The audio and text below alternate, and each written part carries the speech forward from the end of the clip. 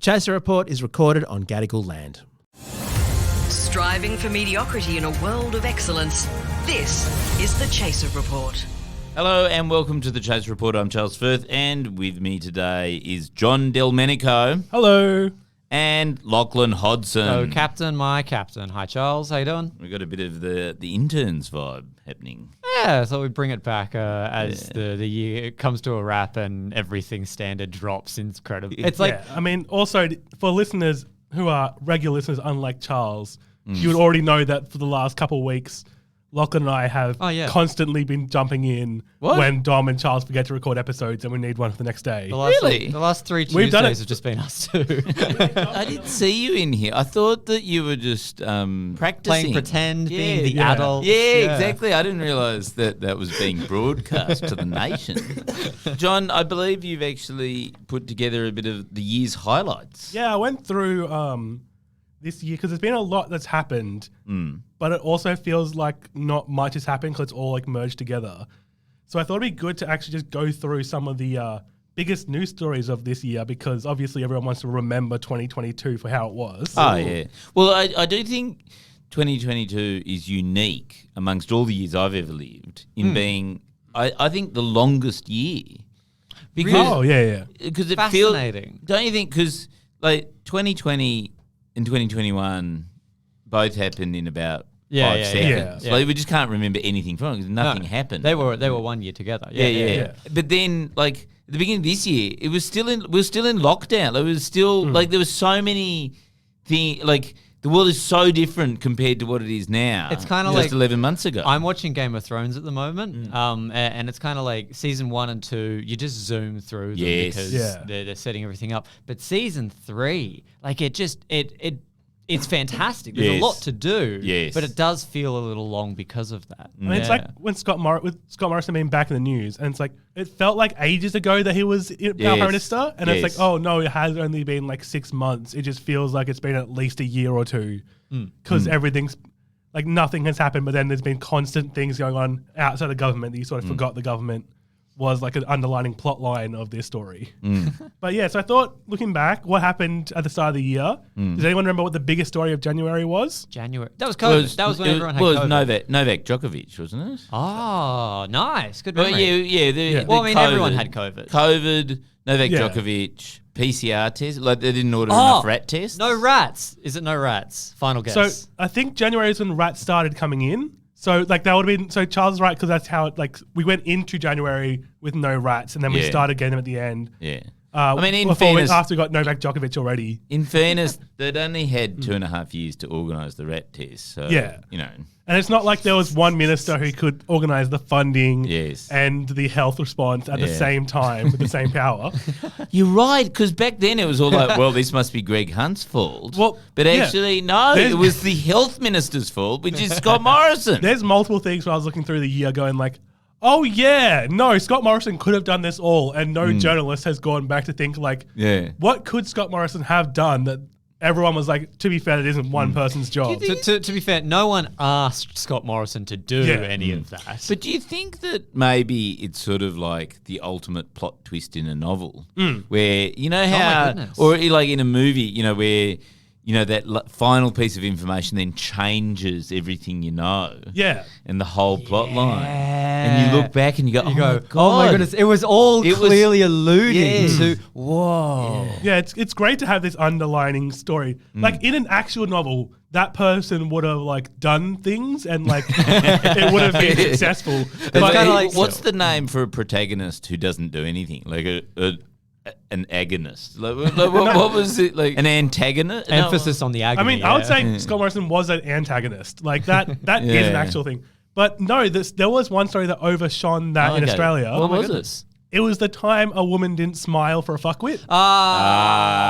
Yes. Of course. Yeah, and then obviously representative. But wait a minute. She wasn't just not smiling for the Prime Minister. She was also not smiling for the Social Services Minister, the Health Minister, the Resources Minister. I mean, it's basically the entire front bench that she wasn't smiling. Yeah, she side-eyed like 6 different people at the exact same time. It was a rampage. Yeah. Obviously, representatives for the fuckwit community came out, like Andrew Bolt and Peter Van Onselen and stuff. Yeah. All really going at Grace for not smiling. Yeah.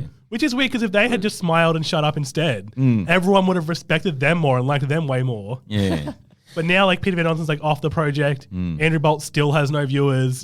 Joe Hildebrand has less. Somehow getting even less than Studio 10's viewership. I mean, you mentioned all those names. It's not like they could plummet much further anyway. Yeah. Why did she bother to turn up? Or I'm not allowed to ask that. Well, no. So that is literally the question that Peter Van Onson put out. Yeah. My favorite thing about that whole story was when they're like, "Oh, why would you show up?" It's like, because it was the Australian of the Year event. She was the Australian of the Year. Well, I mean, it was pretty rude of her to not smile at Scott Morrison, who saw himself in as the Australian of the Year. That's the same time. Yeah, exactly. That's why Scott Morrison was there. She didn't need to be there. The Australian of the Year was there. Scott Morrison. Okay, so what happened after January? Yeah. We're up to February. Yeah, so February, that's the first of many, many, many once in 100 year floods. The thing that I remember from that period was, like, Scott Morrison didn't do anything for days. Like, he was just absent. And you're going, oh, no, he's absent again. And then they sent all those army photographers up there. Oh, yeah. Remember that? And they said they couldn't. With tripods and cameras and, like, professional but military camera people. Yeah. And they were, like, caught people taking photos of them at food trucks standing in the way of the people helping. Yes. Well, and then they were putting the food back into the food trucks when they were done with the photo shoot. Like, oh, well, no one needs this. Well, there was also that great thing of Peter Dutton launching a GoFundMe to help out specifically people in one area of Queensland who are homeowners who might have damaged their houses, where he coincidentally owned multiple houses.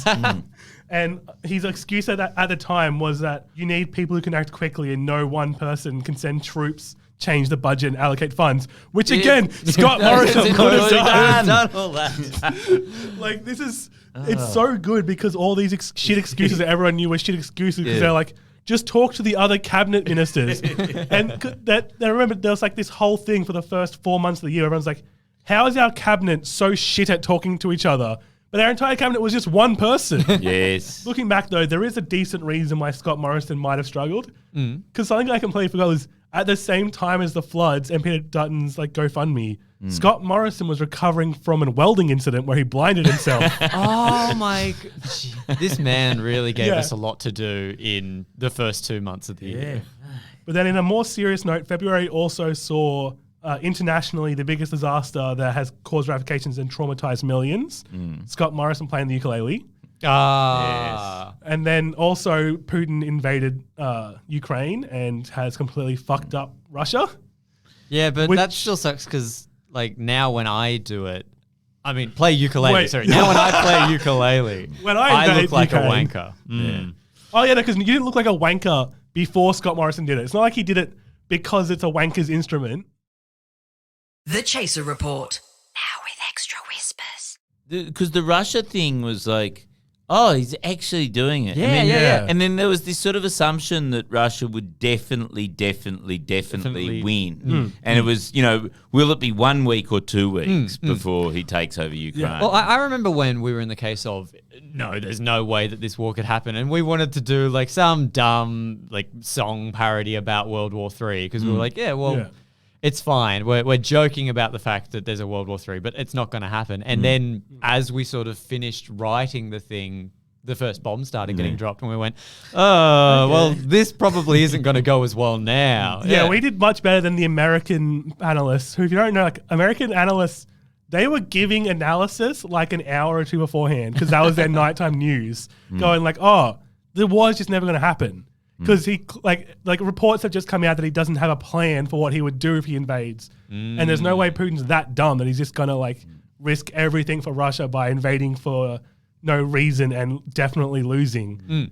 And then like within hours there was reports that the bombs had dropped. So all of those analysts, who, to be fair to them, that is not that dumb of a reasoning of like, you would have to be one of the dumbest leaders of all time to just go, we're just going to send everyone over there and assume we'll win. And then it's exactly what happened. Of course, because of time zones, all these American analysts now have like, it's like 4 hours between when they were saying it's not going to happen and when they're announcing the bombs dropped. The best analysis I heard during that period was somebody who said Putin helped Trump get installed. Like, he wanted Trump to be there. But then as soon as Trump was there, he had a real problem on his hands because Trump was the ultimate irrational actor. Like, you just could not predict him. No. And that used to be Putin's shtick, was like, well, you don't know what I'm going to do. Maybe I'll do up a nuclear bomb. Maybe I'll give everyone Novichok in the underpants, you know. And so he was sort of relieved when Trump left the stage because he could go back to being I could be the wild card again. the erratic, irrational actor. And it's classic Putin, you know, bringing out the big guns, going, I'll invade Russia without a plan. That's what an irrational person would do. I still think we should blame... Hold my beer, Trump. Yeah. There's one guy who predicted this 15 years ago and said he was going to shirt front Vladimir Putin to stop it from happening and then never did. Yes. Obviously, this is Tony Abbott's fault. Yes, I agree. So isn't everything Tony Abbott's fault? Yeah, March... That's when the cost of living crisis... We're only up to March. February. We're gonna have to make this a 2-part thing. I think we do so. 2 parts. Yeah. There we go. Yeah, everyone will want to listen to the first half part. Yeah. So March we had the cost of living crisis go up, and the government's response was to tell renters who are struggling to pay rent to buy a house. Buy new houses. Yeah, no, because that I've was... often said that.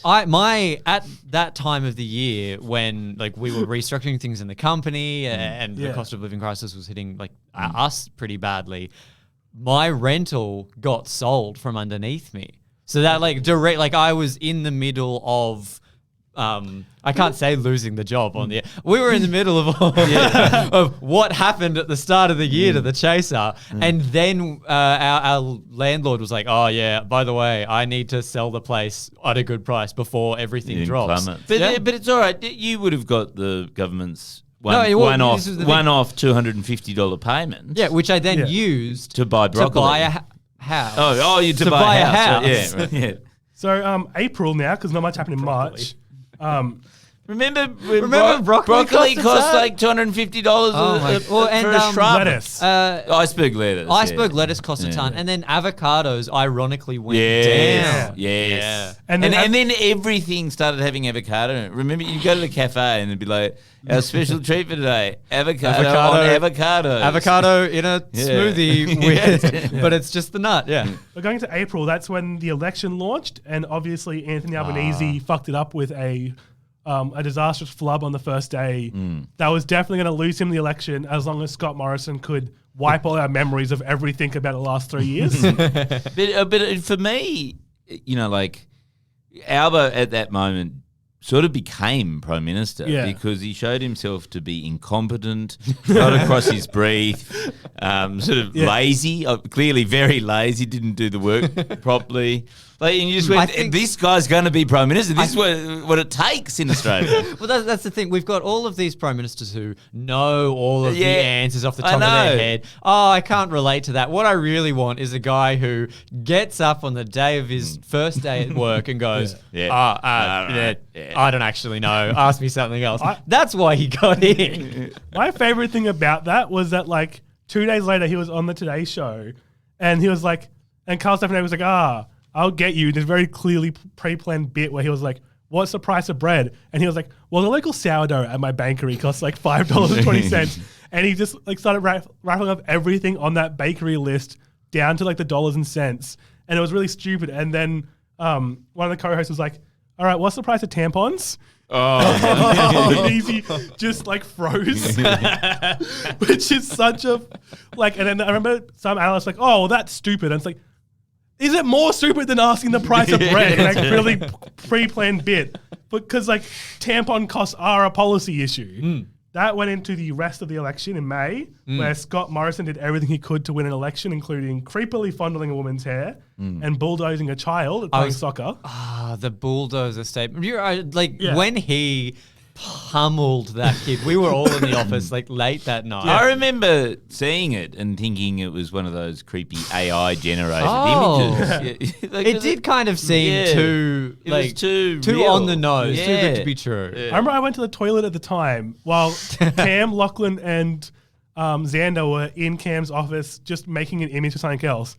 And I ran back in and I was like, guys, Scott Morrison just tackled a child. And everyone was like, what do you mean? I just showed them the photo. John. That was like on Twitter like 5 seconds. And I'm like, fuck, we need to come up with jokes right now. Stop the press. Whatever we're doing. And it was a lot of fun. Obviously, that was the other way that Scott Morrison tried to win was through Catherine Deves. Just if you really play up bigotry, Good times. then you're going to win. So Labor won, obviously. And John, it was a masterstroke. Yeah. That was the thing that was going to win the outer suburbs.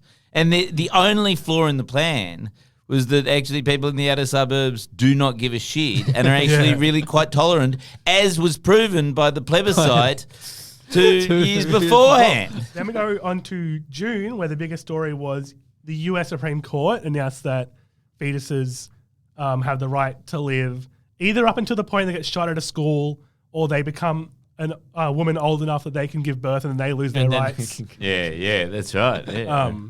Which then there was, I remember there was so much reporting at the time being like, what are the ramifications for Australia? Will Australia lose abortion rights?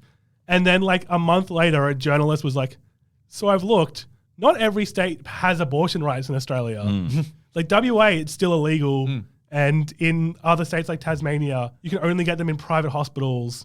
And in some states, you just have to fly to like 3 different hospitals that can do it and no one else can. And it's like, oh, we were just already at that point. Like, there was so much stuff being like, and there was like lawyers being like, well, what's going to happen to Australian law? It's like, oh, we were already there. We just didn't talk about it. Yeah, I mean, you can't get abortion on Medicare, even to this day. Like, it's not a Medicare thing. Really? Yeah. That was a Greens policy that they brought to the election. It was like, well, we should fix that. Like, that's a very obvious thing that we should fix, and that became a weird talking point. There has been, I mean, in fairness to, just to sort of place it in context, there has been proper abortion rights reform in both New South Wales and Queensland in the last 3 years. So, but yeah, you're right. You're totally right. Like, we're sort of literally the Handmaid's Tale we were style state living, but looking at America going, aren't they idiots? Let me just drown this. I think that what we should do is we're already about 20 minutes in. Oh, yeah. And we are literally halfway through the year. We're only halfway through the year. Yeah, it's gripping stuff. What will happen next? What will happen next? This is a bit of a cliffhanger episode, isn't it? Stay tuned tomorrow to find out what happened. Who knows 6 months ago. Who knows whether the world will end or not? You know. See you tomorrow. Our Gears from Road, and we're part of the Acast Creator Network. Cliffhanger.